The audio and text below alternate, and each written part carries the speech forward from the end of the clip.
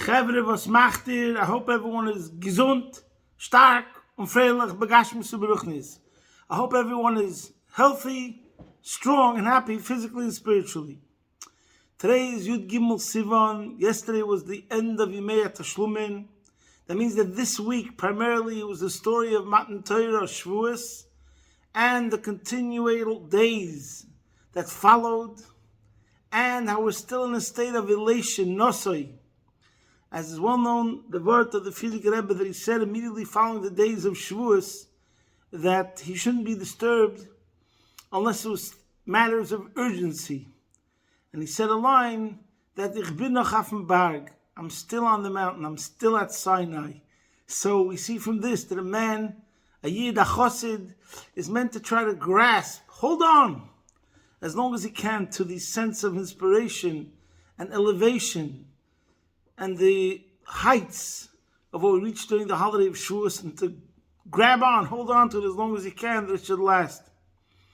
It should be impactful, and the more we're on the mountain, downloading and absorbing, the greater the impact. So today we're going to speak about something which in a way you could say is directly related to what we spoke about last week before Shavuos. I would say this is in a way part 2, and how it's connected to Parsha Shavuot in a direct way. Before we begin, I just want to say that the Rebbe used to always bring very, very stark on Parshas Naso, and would point out that concerning, let's say, for example, learning Pirkei Avos now, round 2, because the Chabad custom is to learn Pirkei Avos from the whole summer, from after Shavuos till Rosh Hashanah. And the Rebbe would say that now we're starting Pirkei Avos again. It's a whole different Pirkei Avos, because we've been revitalized, rejuvenated from Matan Torah. So the learning of Perek Aleph this Shabbos is in an altogether higher realm and level than it was before Shavuos. And in general, this is, I don't know what the source of this is, but many people pointed out. I remember hearing this in Cheder, that Parshas Naso is the longest Parsha, and it's 176 psukim. This week we're swimming in it, we're drowning in it. We get an overload, more psukim than usual to live with, because this represents following our acceptance and receiving the Torah at Sinai. We exult in it, we're joyous in it, exultating, whatever the word is. By the way, there's 176 psukim. It's also being pointed out, and if somebody knows the significance of 176, please let me know, that the longest kapitel in Tehillim is Kuf Yotes with 176 psukim, and that's related to what we're going to talk about today. And the longest Masechta in Shas is Bava Basra, which has Daf, Kov, Ayin, Vav. So 176 must be some special significance that both, not only Torah Shebechsav, the longest Parsha, but in Torah Shebal Peh, the longest Gemara, and in Nevi'im, Tilim, Tanakh, we see also the longest kapitel. Has 176 psukim. Okay, in this week's Parsha, it says the following, that after the Nisim brought their donations, so then, and it was oxen and wagons, then the pasuk says that Hashem told Moshe, give those gifts to the Leviim. This is in Chamishi of Parshas Naso. And it says in the pasuk that Eshtei Vayikach Moshe es hagolos es haboka v'yitnesim el Leviim, he gave it to the Leviim. And then the pasuk says, "Eshtei hagolos es arbas haboka nosnu bnei Gershon k'fi avidosom, ve'is arba hagolos v'shvinis haboka nosnu bnei Merari k'fi avidosom." So he gave 4 wagons, 2 wagons, and 4 oxen to Gershon's descendants, and he gave 4 wagons and 8 oxen to Merari's descendants for their work that they were meant to do in the Beis Hamikdash. But then it says, "V'levnei kahos leinosan ki avodas hakodesh aleim b'kosef iso." But to the descendants of Kahos, he did not give anything, because their work involved the holy equipment, which they had to carry on their shoulders, not in a wagon. Now, from this we learn out a mitzvah say from the Torah, that the Orain, for example, the Orain had to be carried on shoulders. And over here we have a very famous Gemara in Saita, which makes a comment on what happened in Tanakh, in Shmuel. First, I'm going to read you a brief paragraph in English saying what happened in Shmuel Beis, that when David HaMelech recaptured and he got back the Oren from the Plishtim, he put the Oren on a new chariot driven by Uzzah, and he had forgotten that you're not allowed to put the Oren on a wagon. So then, while David HaMelech was singing praises to Hashem, the Oren broke free, broke loose, and Uzzah rushed to try to stop it from moving. And while Uzzah was doing that, he was struck down from Hashem, and it caused him to pass away. David didn't understand why this happened, and he called Achitophel, and Achitophel repeated the pasuk from over here, this parsha, and he told him that you should have known that you're not allowed to put the Oren on a wagon. It has to be put only on the shoulders of the Levium. And the Gemara in Saita says the following: Darash Rava said, Mipnei ma nenash David. Why was David punished? Mipnei shekara oy l'divrei Torah zmires. Shenema zmires hayu l'chukecha bebeis megori. I'm sorry, I usually start with a prayer. I'm getting old, my friends. And this is going to be the prayer that I was going to start with. So let's rewind for a second. For the shleimus, you have to know how the video, to insert the beginning. I'm going to say a pasuk from Tilim, Kuf Yates, which I said before is going to be connected, Kuf Yates, to today's talk. Like song, like music, were your statutes to me, Beveis Meguroi, and Rashi translates Beveis Meguri, in the house of my worry. Beveis Meguri, Beveis Dagosi. So David HaMelech actually says, the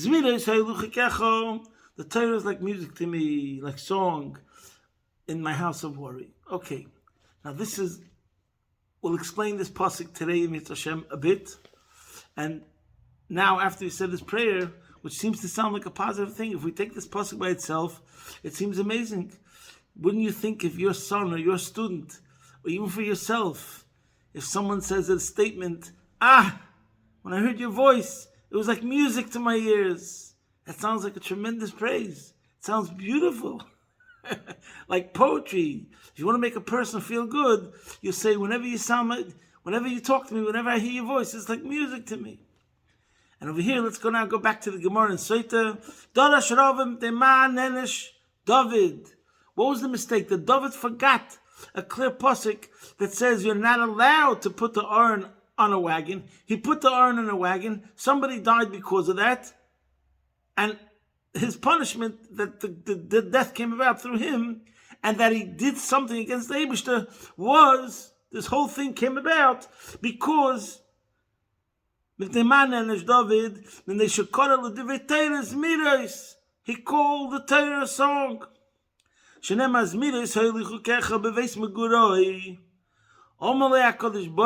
the Gemara. The Eibishter tells David, Divrei Torah shekosaben hasoyef einecha boi veinenu ata koira isens miros.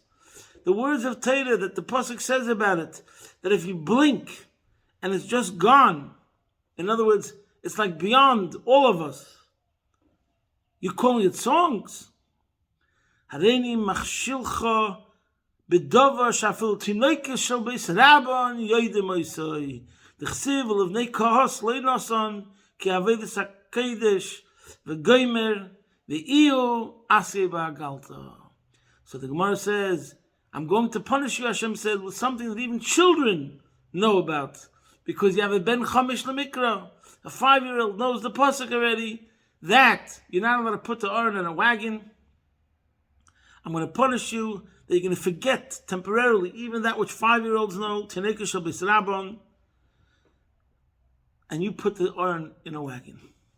So obviously the Klotz Kasha is a very famous question, which all the commentaries speak about it. and we're going to give the Hasidic perspective.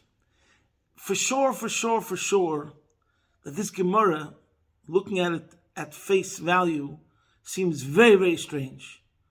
Number one, what's the problem with calling Torah Zmiris? Like we said before, it sounds good. Number two, we know by the Eibush that everything is precise. B'diuk, meduyek. So what's the midah connected midah? Why is the punishment that he forgot that halacha, that the oren has to be on the shoulders and not on a wagon? So this is discussed at length in Chassidus, primarily in the Alter Rebbe, in Kuntas Achen, called David Zmiris Karisalu, that's Kuntas Achen Vov. What I'm going to say now is primarily based on a shir that I heard from Rabbi Yoel in Kuntas Inyana Shel Teres Chassidus, Perik Gimel. I've mentioned this already before. For sure, some of the things we're going to speak today, we've spoken about before. And I'm just on a personal note as a teacher, I could tell you that Ois Gimel of Kuntas Inyana Shel Teres Chassidus, I've repeated in the last many decades, many times. Sometimes you learn something, and it's so fundamental, and it's so clear, it's so awesome, it's so amazing, the way the Rebbe put it forth. The rollout of the way it's written over there is like, I haven't found any other place where it's so organized and systematic, and I'm going to repeat what it says over there. So, that's the basis for today's shir. So number one, let's go back. The question, it seems like, what's the problem that he called it Zmiris? Number one. Number two, why is the punishment that he forgot about it? That he forgot this halacha. Now the truth is, there's a lot more to what I'm going to say if we learn all the other Maimarim about it and did many different explanations and many different answers. We're giving one aspect. And behemshich to what we spoke last week, that what is the Torah? So last week, I think if we mentioned, we said that the Rufte von Torah besteht nicht im Wasser, der Rufte von Torah besteht nicht im Wasser gegeben geworden, nur im Wert ist gesagt. That the accomplishment, the novelty of Sinai was not in what was given, but in who gave it. In other words, that then Hashem injected God DNA essence that becomes united with us. Today I'm going to say it slightly different, but it's going to be the same point and the same message. The Ruftu von Torah besteht nicht in was es tutuf, nor in was es is. The awesomeness in Torah does not consist in what it can accomplish and in what it accomplishes, but in what it is. Everything is measured, if we measure something by what it accomplishes, that's really something external. And guess what? Even if we measure something, what it accomplishes, and even if we testify that only it could accomplish this and this thing, that thing still doesn't express the totality of what's really going on over here. And this is the problem with what David did. So let's first start off with, on a simple level, we'll go from level to level. So some people say that, what does it mean when David HaMelech said, Megurai is, we said, in the house of worry, that's what Rashi says, but Megurai could also mean my fears. There's other Mefarshim that say that. Megurai could also mean my travelings, my journeys, my exile. When he's on the run, he's like a fugitive. He's people want to kill him. So according to all these interpretations, the bottom line is that Torah gave him solace. Torah gave him comfort. Torah was his sanctuary. Torah was that brought him peace. According to all these interpretations. But then the question is, why do we use the expression Zmiros? He could have said Shir. And many of the Farshim on this pasuk actually talk about it, that his punishment was because he said Zmiros instead of Shir, and in other places we call the Torah Shir. I'm not getting into that point. I want to talk about how Chassidus talks about Zmiros. Zmiros could also be translated, the Targum translates Zmiros as a shvach, a praise. And Zmiros also means to cut. Like it's explained in Chassidus, where it speaks about Psukkah de Zimra. It's the verses of cutting, of pruning. We cut away the klippus. So Zmiros Hayluchakecha means how the Torah is also cutting away, cutting off, destroying, getting rid of the negativity, the negative forces that are involved, the dangers that are involved in David's life. So what's the connection between all these things? So the Alter Rebbe explains in David's Midas Karisaluhu, I'm explaining more according to the Alter Rebbe, that what David meant to say was that when he was on the run, when he's in the utter darkness, and the walls are closing in, and he's at rock bottom, the lowest of the lowest, the abyss of the abyss, down in the mud, in the darkness, in the cement, in the dungeon.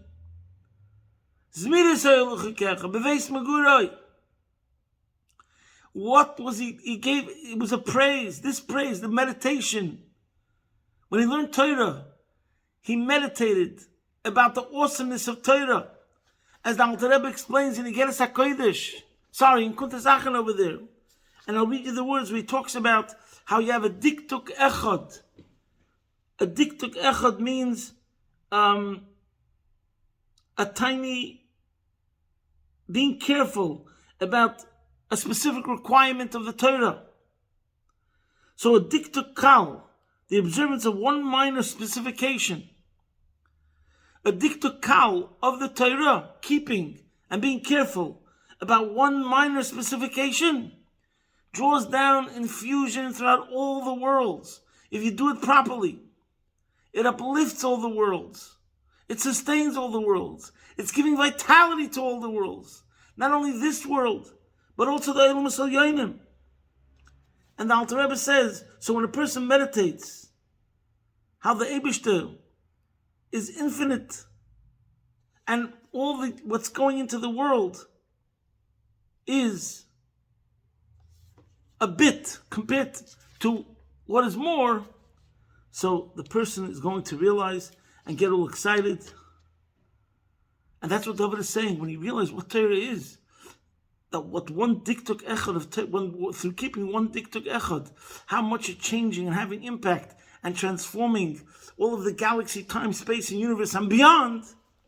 So that made him feel good when he was learning Torah in the darkness, in his troubles, in his worries, whatever the situation is. When a person attaches himself to the life force, the life source, the ultimate energy powerhouse, so everything compared to that, anything going on in his life becomes null and insignificant compared to the fact that he's now hooked up to the energy source. That's what David meant when he said David's Midas Karisalu. But the Alter Rebbe then says that he was giving a praise about Zmiros. In other words, how the Torah takes care of his physical worries, situation, Zmiros, it cuts away negativity. So therefore, the Alter Rebbe says that that's all the chitzonius of Torah. Getting back to what I said before, that Torah does not constitute what it accomplishes. Torah is what it is. So there's the chitzonius and there's the primius. The external part of Torah is the impact that it has in the world, or any impact. But the inner dimension of Torah is the fact that the Torah is Hashem himself. And therefore, the Alter Rebbe says we cannot even give the praise in such a way. I was looking for the words Alter Rebbe. So first he says, this was the delight of David HaMelech.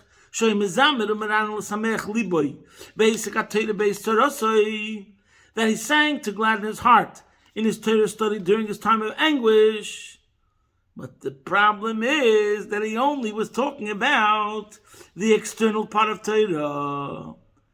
So it's true that all the worlds are nullified, and the worlds are nothing, and that the Torah is superior, but still, you cannot give it a praise.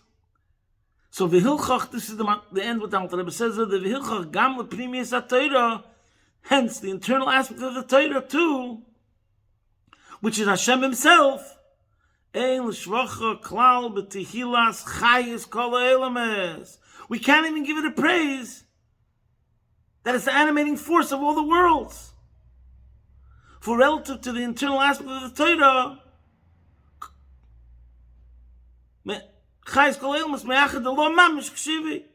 They reckon there's nothingness in self. And he says this is something we can appreciate. When it comes to the inner aspect of Torah, what we can say is that it's Hashem himself, like we spoke last week. So in other words, now let me quote to you what the Rebbe says in Kuntas and Yonash Deis Chassidus. So let's say you have a person, we have a discussion. What is Torah? One person will say, you know what Torah is? Like we spoke last week, Torah is a guide for man. A person could look at himself that he's in a jungle, and we have the Torah, and the Torah tells us how to act like good people. So Torah is a guide for man, and not only that, Torah is the ultimate in morals and ethics. Okay, that's one level. So Torah is the ultimate of midos tovos. And it's true, like we spoke many times, I'm not going to get into it now, that without the Torah, it's impossible to come to the Jewish definition of philanthropy, the Jewish definition of charity, and the Jewish definition of what it means to be really altruistic. Now's not the time to get into it. We'll leave it for another time. We spoke about it many other times. Many cases where the Torah would say, you did the wrong thing if you did this and this. And if we look at it according to the secular perspective, what's wrong? It's not a problem. Just to say one example, most people, if you say, what does it mean to be a good person? Live and let live. According to the Torah, that doesn't mean you're good at all. That just means you're not a gangster. What does it mean to be good? You have to be a do-gooder machine. Go out of your way to help others. That's the point. Whatever. And so on and so on and so on and so forth. There's so many mitzvahs, and we spoke many times, Pasha Mishpatim is something that should be studied in depth, just to see the contrast between the social civil laws as defined in law, secular law, and then the concepts of how they're defined in Torah law, Seichel Eliki. So number one person will have the definition of what is Torah, the ultimate level of morals and ethics. Second person will come along, what's the Torah, the ultimate in wisdom. Now's the time to go into all the jokes about Talmud logic. Everyone knows the word Gemara cup. So that's just one example. Even the world recognizes, how Jews win Nobel Prizes and how we are the culture of the people of the book. And the Torah is called Kihichach Maschem Uvinaschem Leini Amim. The world recognizes that the Jewish nation has the greatest body of wisdom in their works and in their books. As we know about South Korea, the South Koreans have come to the conclusion that the Jewish people are smart because they learned the Talmud, and now the South Koreans are learning Talmud. There are South Koreans that are learning Talmud. According to what I understand, the Talmud was translated into South Korean. So one definition is the ultimate in ethics and morality, midas. Another definition is the ultimate in wisdom, which is wisdom, knowledge, intellect. The highest form of intellect on this world is the Torah. Then last but not least, someone can say, you know what the Torah is? Like the Alter Rebbe describes over here, Torah is not about the ultimate of moral ethics. Torah is not about the ultimate in intellect. Torah is energy itself. Energy itself, the cosmic life force of all of reality and all of existence is totally bedikta kal shel divrei seifrim. One minor carefulness in observance will revitalize and revitalizes and gives life and energy to the whole cosmic existence of everything, time, space, the universe, and all the worlds. And then we come along, like the Alter Rebbe says over here, and says, wrong. You all messed it. You all missed the point. What's the point? What is Torah? Torah is the Eibishter himself. And once we appreciate that the Torah is the Eibishter himself, and like we spoke last week, not as he lowers himself to man, but as God DNA itself, when a Yid learns Torah, that's how he becomes one on the deepest level of Hashem. As Hashem is higher, even as defined that his awesomeness is that he is the life force of all the worlds. Could you imagine? So even saying that you are connected to the essential life force of all the worlds is still nothing compared to really what Torah is, which we can't even describe. It's Hashem himself. Go over to somebody and ask him, please describe to me Hashem himself. You'll say, impossible. Now, when Rabbi Yael gave the shir, he gave another example, and I'll just say it very quickly. I see time is running out. He said, for example, you're going to ask somebody about the mitzvah of kashrus. One person can say, what's kashrus? Kashrus is good for your physical body. And it's true. Like I heard from the Rebbe himself many times when he spoke about kashrus. He says, we understand some people have a salt-free diet, some people have a gluten-free diet, some people have a sugar-free diet. Then we have a Jewish diet. For the Jewish people, eating kosher is healthier. That's one level. So kashrus is good for your body. Then we have another level. Someone's going to come along and say, are you kidding? You're going to say kashrus is for your body? That's why the Eibishter gave us kashrus? Of course not. Kashrus is important for your soul. As is well known, you are what you eat. And it's well known that all the chayas that are treif comes from the word chayas torfos. Those are the predators, the ones that are mean and cruel and enjoy hunting and killing others. So therefore, the kosher animals are the more domesticated ones, the ones that are more refined. And this is what the Ramban says. It's very famous. So how could you say that kashrus is about the body? Oh, it's about the soul. Third person is going to come along and say, you think it's about the body, you think it's about the soul. You both missed the point. It's about elevating Atzilot and Bria.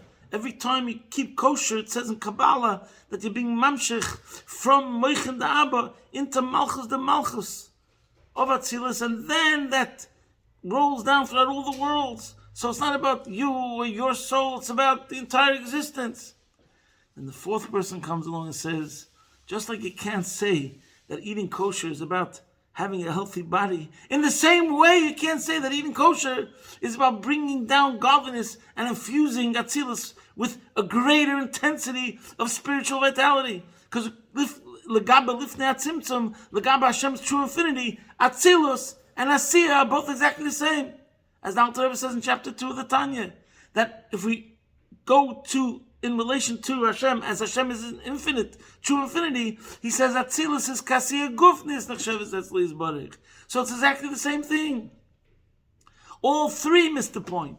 And the same thing is over here. All three definitions of Torah, and it's the ultimate of morals and ethics, and it's the ultimate of intellect, and it's the ultimate life force, that all pales in comparison, is nothing compared to what the essence of Torah is. And that's why David was punished, because he was only talking about how Torah impacts the world. So he was only talking about the external part of Torah. I guess, you have to say that if David HaMelech would just say, I'm talking only about the external. Like example, somebody says, there's a tip of an iceberg. Really, there's an iceberg. This is just the tip. But since it's not clear, and someone can make a mistake, and so therefore he was punished. See the Alter Rebbe kon Sachen, see Kuntish Yonos Terech Chassidus. Now the lesson for us is obvious, how much we have to begin to appreciate when we sit and think about what the Torah is. It's not this, it's not this, it's not that. But like we spoke last week, there's Hashem, He's the Chassan, and we're the Kala, V'Resticha Lileilam, V'Aviani HaMelech, V'Aviani HaMelech, Mashcheni Acharech Nerutza, V'Aviani HaMelech Hadorov, Nagila V'Nismach HaBach. And it says in Chassidus, Haviani HaMelech Hadorov is Shavuos Matan Torah. Hashem takes us into the bedroom, his bedroom. And Nagila V'Nismach HaBach, we are totally besimcha Bach. In the Chav Beis Eisis HaTorah, Bach Batz Muscha, in the days following Shavuos, we're all elated and excited about the fact that we become one with the essence of Hashem himself. Bach Batz Muscha, through the Midat Torah. And again, everything we speak of Torah, all the qualities are true, true, true. What David HaMelech said is true. And therefore it is a pasuk in Tehillim. And it hasn't been eradicated. It hasn't been deleted. So the question is, now why? David was punished because of it. And the answer is because on a certain level, Takas mides ha'eli chukecha. And as we said before, it's good to say Torah is music. Halavai felt that Torah was music all the time. We just have to add one footnote. Remember that this is only talking about the external part of Torah. There's much more to that. But the truth is, and that's how we're meant to feel, but to realize, but wait, there's more. And this is connected to Pirkei Avos this week, just one connection. The second Mishnah, Perek Aleph, says, Shimon HaTzadik, Hay Meshirek Knesset Agdela, Hu Hay Omer, Al Shleisha Dvarim Ha'olam Oimed. And three things the world stands, Al HaTorah, V'al Aved, V'al Gnes Chasodim. So in light of everything we said till now, obviously this is not the ultimate of what Torah accomplishes. It's just one of the things that it accomplishes is that it also sustains the world. So Torah is a lot more than that. By the way, I forgot to mention one more detail that the Alter Rebbe mentioned over there in Tanya, so I'm just going to say it, is he was punished. There's a lot more to it. I can't get into it now. But he was punished with forgetfulness. Why was he punished with forgetfulness? Because the Alter Rebbe says forgetfulness comes from chitzonis. When you have an idea in your head and doesn't occupy the innermost place in your mind, then you forget. Like, for example, you ask a friend, someone's going to 7-Eleven. And you say, Reuven, you're going to 7-Eleven? Do me a favor, don't forget to buy me a bottle of Coca-Cola. Anyways, Reuven comes back. And he turns to Shimon. He says, Shimon, I'm so sorry. I forgot. And then Shimon says, you know what? That's the problem. When it came to the things that you went to 7-Eleven for yourself, that you didn't forget. When it came to the things that I asked you, you forgot. Why? Because it was chitzonius. It was in an external place in your brain space. It didn't occupy the pneumius of your brain space. So therefore, this is what the Alter Rebbe explains. Because David HaMelech, when he said Zmiris Ha'eluchikecha, was only describing the chitzonius of the Torah, the external aspect, but not really what Torah is, only what it accomplishes, which is the external part of Torah. So therefore, he was punished that a certain law connected to the Torah, he forgot, because just like he looked at Torah and spoke only about the external, so therefore the Torah, by him, a certain law about the Torah became external, and therefore he forgot it. Now, there's more to explain exactly about the nature of this commandment, how they carry the Aron, how it's more connected to Pneumius, why is it this mitzvah in the first place, but we'll have to leave that for another time. The Eibusher should help. We should be hung over in a good way from Shavuos as long as we can, staying excited for Matan Torah, integrating, absorbing, so it should resonate more and more, our Gishmak, our Koch, and our Limud of Torah. The Eibusher should help that if we do our part, Hashem will do his part, and we'll come to the Torah Chadoshim, take it from Yad, Mamesh, Begula Mitzvah Shlema, posting from my home, Be'ez Hashem Yisbarach, your man in Melbourne.